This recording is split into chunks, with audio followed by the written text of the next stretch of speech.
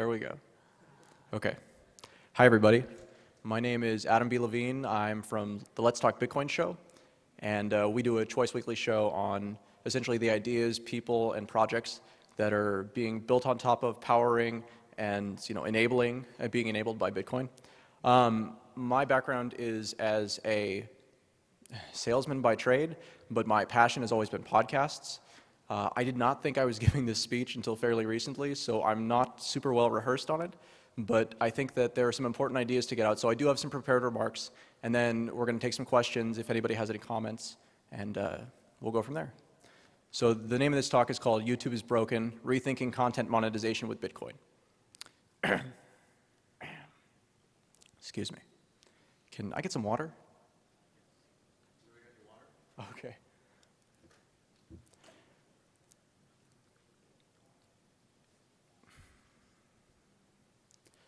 YouTube is an open platform that invites creativity and self-expression. You don't need to attend a film school for 3 years, submit your first works to festivals in hopes of access to the doors behind which real opportunity lies.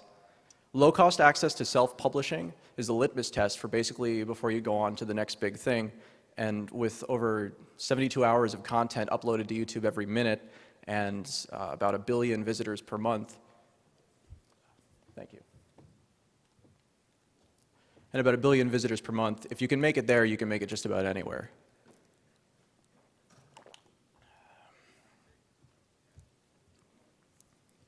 YouTube was revolutionary in the simplicity of action and generosity of features.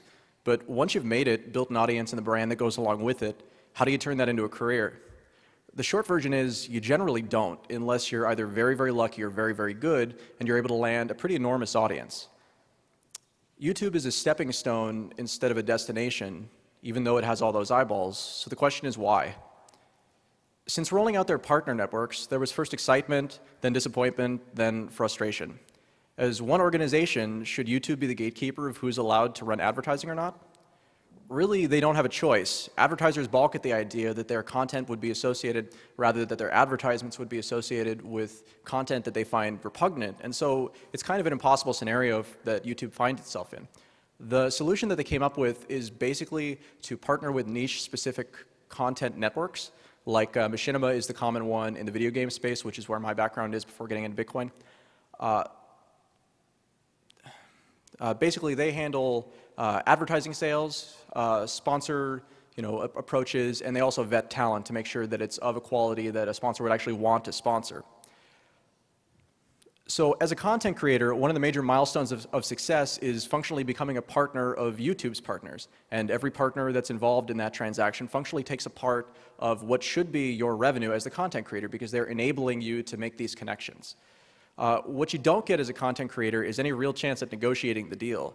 The gatekeepers give access to the gate for a cost, and so if you choose to go it alone, then you're functionally opting out of all of the normal monetization opportunities. And sometimes this is either because you don't care, either because you are not allowed. I know that there's some recent, YouTube is kind of notorious for arbitrarily banning content. David Perry is who I'm pointing at over there. He has had a problem with that, even though he produces really fantastic content. It's very high value, but he can't monetize it because it's just not really feasible. So things are easy when you're big. Support staff frees you from really having to focus on advertising, really having to focus on any of that stuff, because you can just find somebody else to do it, pay them a small percentage-based fee, and Bob's your uncle.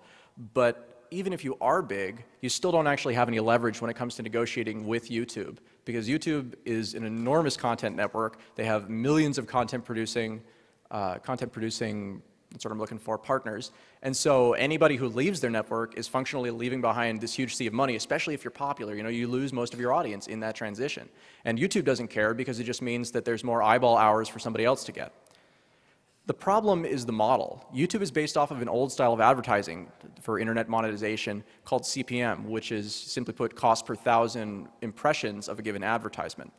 You can see why it makes sense for them as a network to adopt this, because it makes tracking the metrics very easy. All they have to do is pay attention to how many viewers there are, how many people are skipping the ads, and how many people are using ad blockers, and then take that. You've got a very predictable cost basis in order to kind of run this out. The other thing that's interesting about it is that because YouTube is owned by Google, they don't even care if they make money. Ultimately Google has its fingers in so many pies that it's kind of irrelevant if any of their projects are profitable, because the AdSense revenue is sort of what's generating that. So they have no incentive really to work with you. If you want to make it big, you either need to be pumping out an incredible amount of shorter content, because again, the thing is that it's kind of a one-size-fits-all solution. So shorter content means that you get the pre-roll advertising, and longer content means that you get functionally the same amount of potential monetization for more work and more, really, of everything from you. YouTube is I've been running podcasts and shoutcasts since 2005. If you don't participate in a system like YouTube, there are a couple of ways that people choose to monetize generally. The first is donations. I've used this in the past. It tends to be successful, actually, if you're putting out content. But what happens with it is you're limited to people who are using the same currency as you, people who are on the same payment networks as you, and ultimately people who are willing to send a transaction large enough to make the transaction fees justifiable.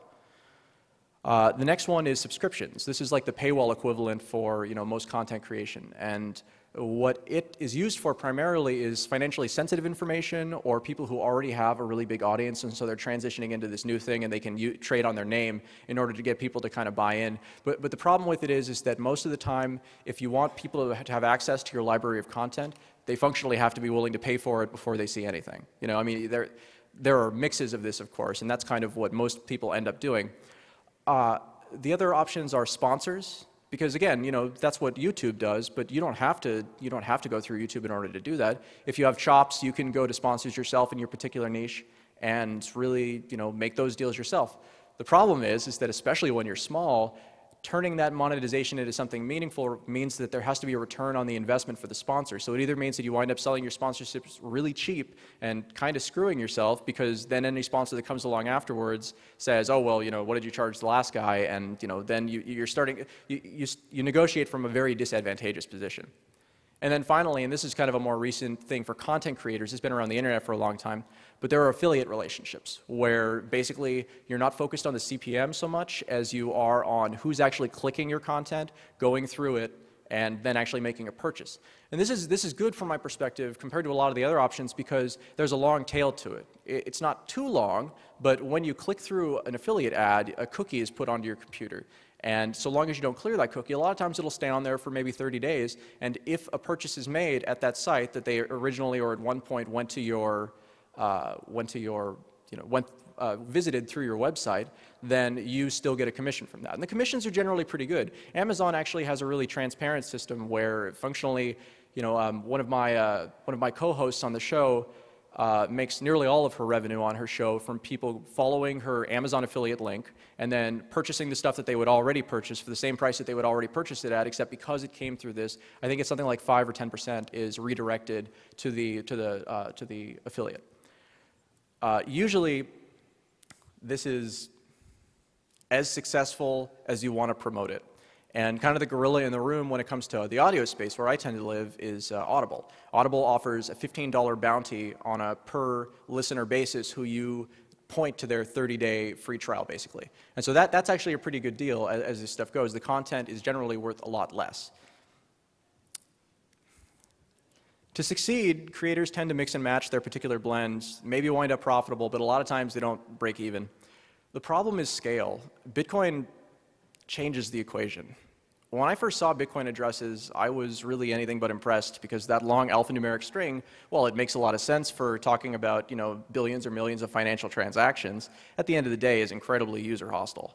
And it's very, very difficult for people to kind of wrap their head around what that even means, much less, I can't call that out on my show. We have to direct people to essentially to a sponsor page. The other thing is I like to write for publication. So in addition to doing the audio side, I write. And as a kind of newer voice in the space, what you do is you work for free.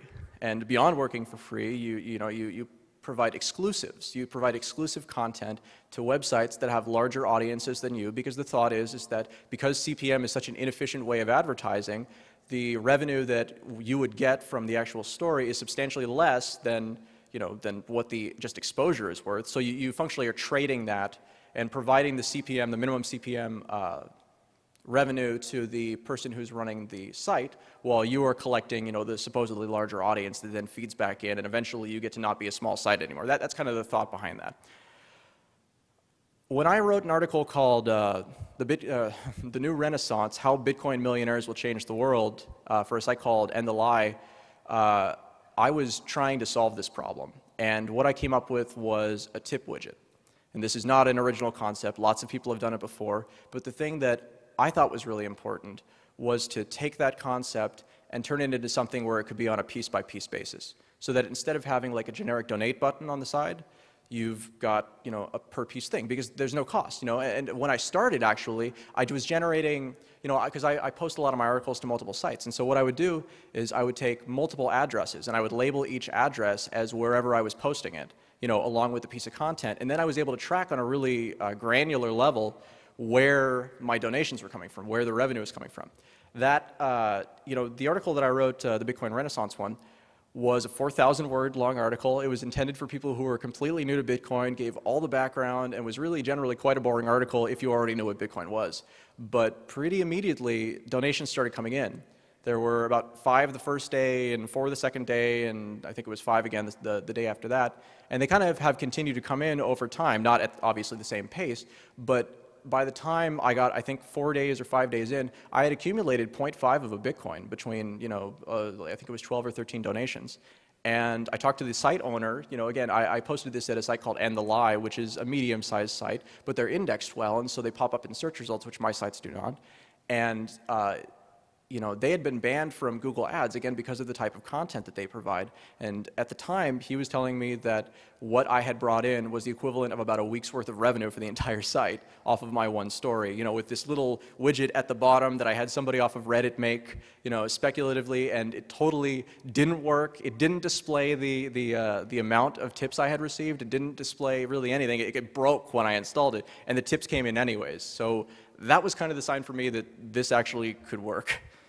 I'm diverting from my prepared remarks here, so you'll have to excuse me while I get back in. The widget for each piece of content, it turns out, is actually really important. You know, again, I mentioned the donate button, but it's all about this concept of value for value, right? Does anybody here ever listen to the No Agenda Show? Yes? Okay, well, we got one. That's great. The No Agenda Show is a show that deals with kind of fringy issues, and they're completely donor supported. It's John C. Dvorak and Adam Curry, and basically every day they get up and beg, and it's a little depressing, I gotta tell you. You know, I mean, I've donated to the show before. I actually was a sucker who donated 5 Bitcoins to them at the time when they were accepting Bitcoins for about 5 minutes, and then that sparked this enormous thing where they couldn't sell them fast enough to be happy with it, and you know, then they hated the Bitcoin. But I think that they're right about the value for value. People really like to reward people who give them good content and who do things that they think are important. And I think kind of that's the key of Bitcoin, is that it enables all of these kind of insane things that you really can't do anywhere else. So again, I've diverted. Getting back to my prepared remarks, the double-edged sword, you know, people are really afraid when I tend to talk about displaying the amount of tips that you've got, because there's this thought that you get this busker phenomenon, where if you don't have, you know, a couple bucks in the jar, then people are just going to walk by and be like, oh, well, you know, nobody cares. But that's not really the way it works. What happens is that if your piece of content sits there, at least for me, you know, we've been doing the Let's Talk Bitcoin show on this model, and when we have a day where the show doesn't pull in donations, you know, in this visible widget embedded right in the show post where everybody can see it, then we tend to get larger donations when they finally do come in. And so, you know, so most of the time we're getting donations, you know, like 0.02 Bitcoin. You know, I get donations as small as 3 digits with like a 1 afterwards. And it's like, you know, I appreciate you sending it, but I know you paid almost more than that in transaction fees with the fixed transaction fees we have. So the point is, you know, and then on the other side of that, yesterday we got a tip for a full Bitcoin. So it really runs the gamut, just kind of based on what people want to do. The other thing is that people don't seem to care about the fact that we don't know who they are. You know, I mean, that's something, again, that the No Agenda Show does. They make a point of calling out basically every person who donates beyond a certain minimum threshold. I think it's $50. And that takes up a huge amount of time on their show. So they've got like this 2-hour-long show that's 3 hours long because they spend an hour of it basically calling people out. So what we've discovered is that that doesn't really seem to matter much. And that, you know, I get a note for maybe 1 out of every 20 people who donate, but the vast majority of them are just like, this is great, do this, here's my way of saying you should keep doing this. And I think that that's a powerful message to send. When you release something new, it doesn't really matter how many supporters you had before. it's something new. So you create a new address and the game kind of starts over. How good is your content? How many people value it enough to compensate? And starting from zero every time is actually a blessing because it keeps your goals nice and low while providing the right incentives and messaging to your audience. You know, I appreciate the larger donations that we get, but I think that in the longer run, they're actually a mistake. They're great, but they're a mistake because they give the wrong impression. I would so much rather have 100 people. You know, we have a listener base. We've been around for about, I think it's a month. We just released our 8th episode, 2 episodes per week yesterday. And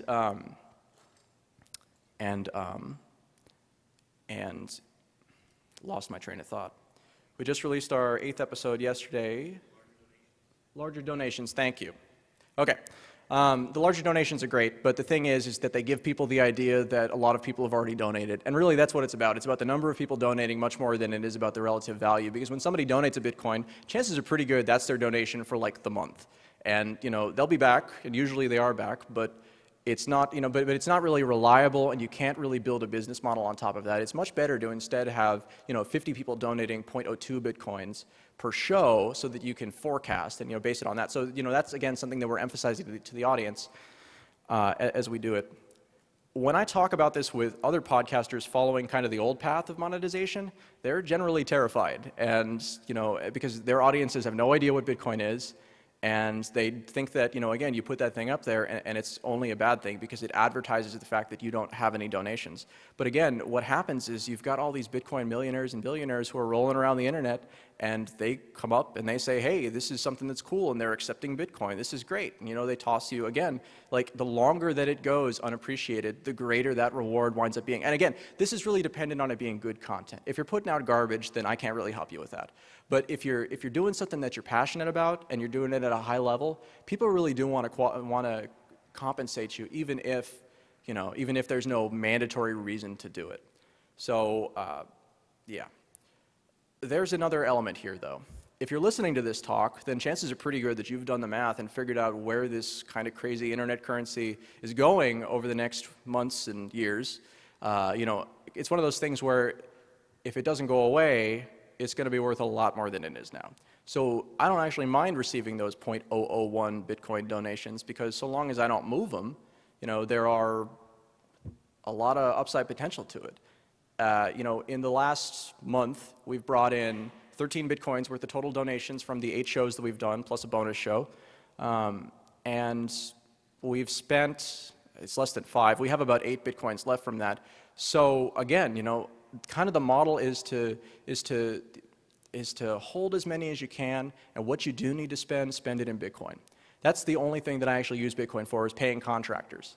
And what that allows you to do is really interesting because it means that you get discounts. I tend to get a 30 to 40% discount off of whatever the USD price is, just because people want to accept Bitcoin, and there aren't a lot of people who are willing to spend it. So you've got kind of this, you know, but it's the deflationary aspect. On the show, we've been talking about this a lot.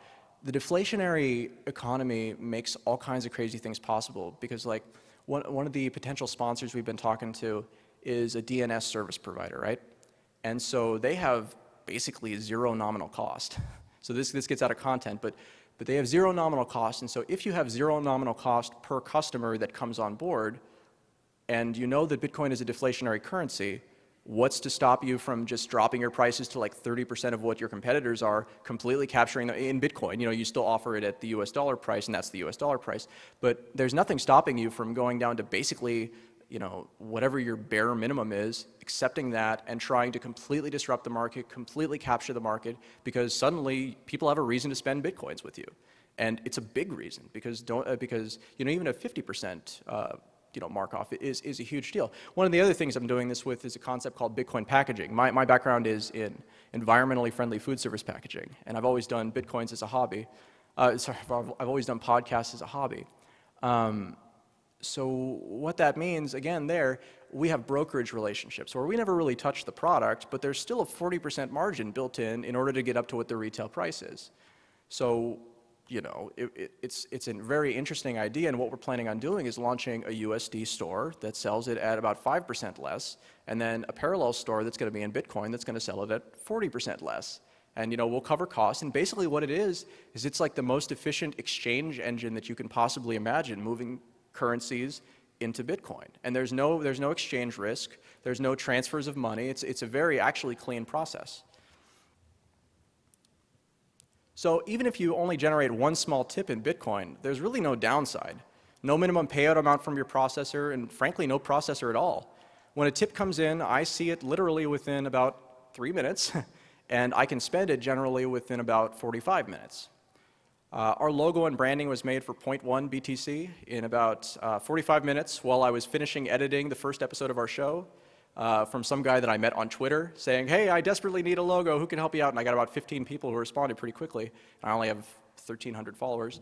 And you know, it's a competitive market right now. If you are looking to spend Bitcoin, especially in the services industry, because again, it's just all about people's time.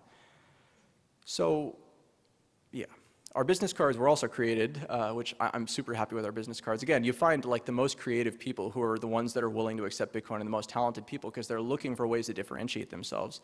And you know, if you can't deliver quality in this market, then really, you know, you have no advantage regardless of whether or not you accept Bitcoin.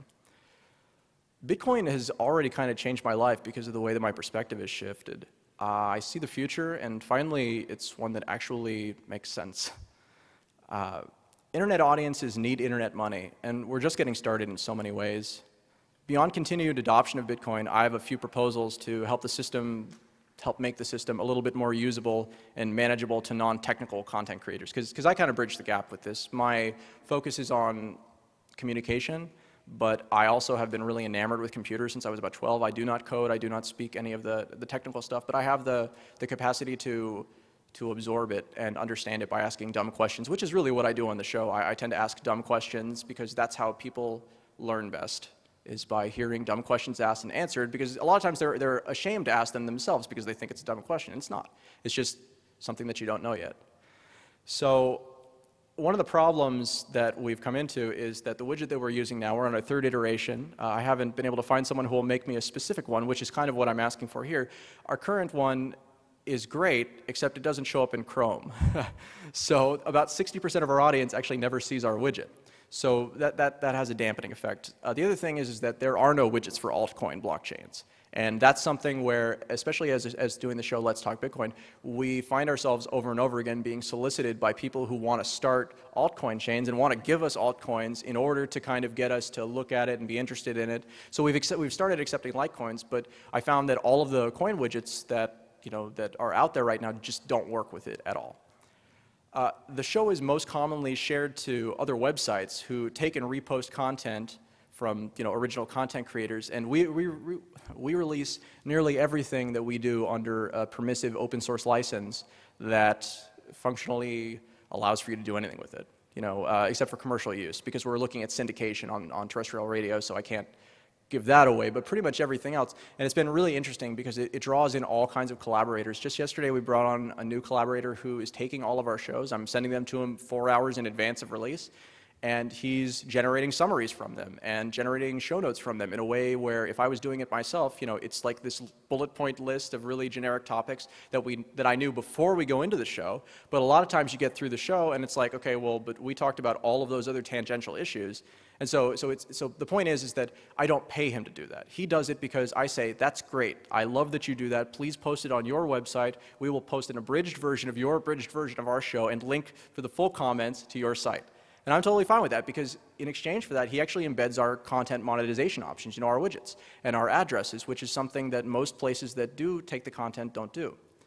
One of the things I think we can do about this is to essentially build embeddable audio players and video players that have this functionality built in. It shouldn't be that hard, and again, I'm more on the ideas side of things, so I'm really looking for partners to help me make this happen here. I really don't have a problem with content aggregation, and I really think that they serve a useful purpose. There's a lot of garbage on the internet, and so what winds up happening, I've been getting into social curation recently, which is this idea that you don't have to make something yourself. All you have to do is sort through all that garbage and find the best pieces and then feature those. And so I run a site called thedailybitcoin.com that is basically that. It's an auto-populated, mostly auto-populated site. I have an editor who works on it now that I've had the ability to hand that off to someone. And basically, I get emails from people. on probably a weekly basis saying, hey, I saw there's traffic coming from the Daily Bitcoin. I really appreciate that. Is there something that we can do together? Because I basically say everywhere I go, I'm looking for collaborators. This is something that requires a lot of people in order to happen, so let's do something. Ideally, that service, where you've essentially got this better tip widget, has to have some infrastructure behind it. Because what happens is that we're now 160 or 140 tips in, and there are real tax implications of that. There are organizational implications of that. Because what happens in the blockchain right now, or what happens in wallet applications right now, I use Armory to manage the various wallets that I use for this, which is incidentally the best wallet out there if anybody is seriously looking at desktop-based wallets. And Alan Rainier is a brilliant guy who is pioneering some crazy features into it in the next couple of months. So if you haven't looked at Armory yet, you're really missing out. Bitcoin QT is very limited once it comes to, kind of the finer points that you're going to get. How much time do I have? Really? I thought I had a half hour. Time flies. Time flies, okay. Well, anyway it goes. The point is that it needs to have an analytics service behind it so that you can treat payments that come in as royalties functionally. So, because that's really what they are. Every piece of content you generate has a long tail. Whereas with something like cost per click ads, or even running an advertisement on the show for a sponsor, you get paid one time for that. And that's great. And usually it's a higher number. But again, it's that kind of you have to be big in order to get the higher numbers. And if you start small, it's hard to get big problem.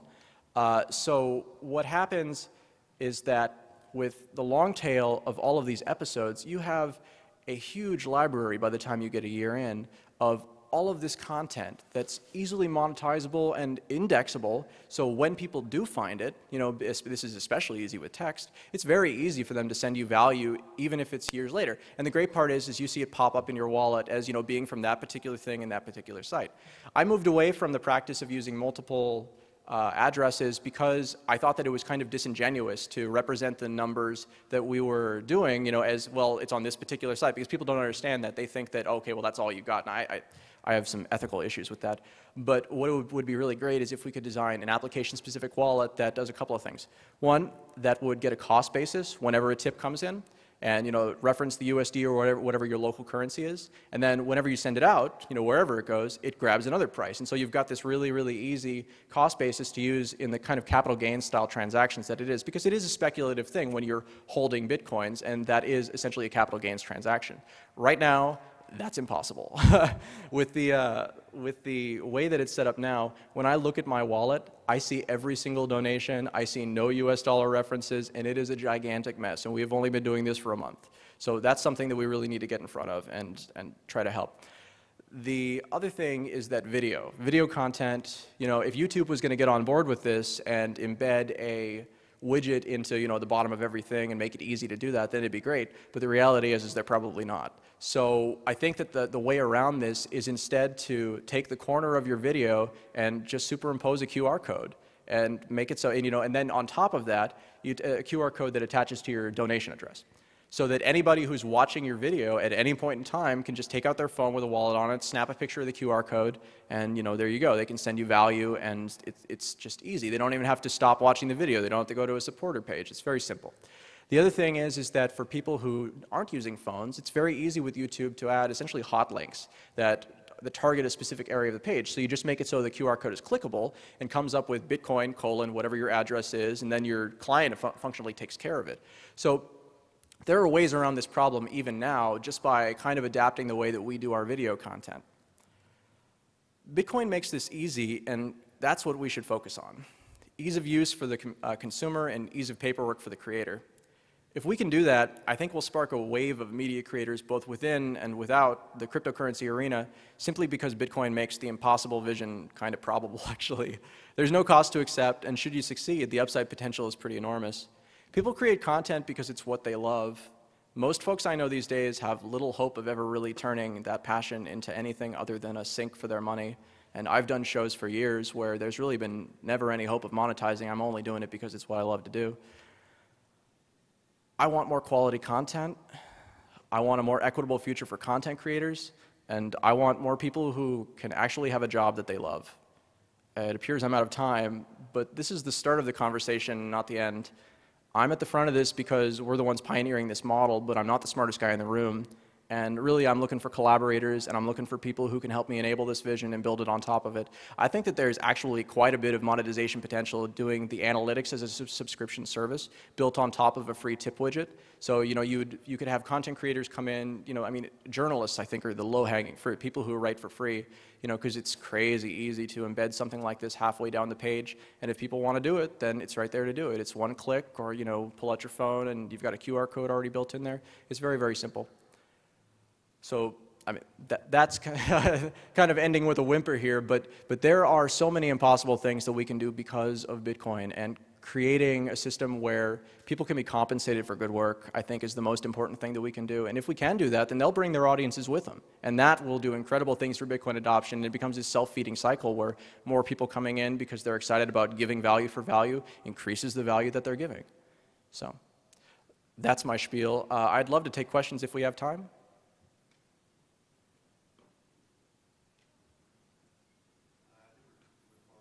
A little far over? Okay, great. Well, I'm going to be here, so if anyone wants to talk to me, let's talk. Thank you for your time.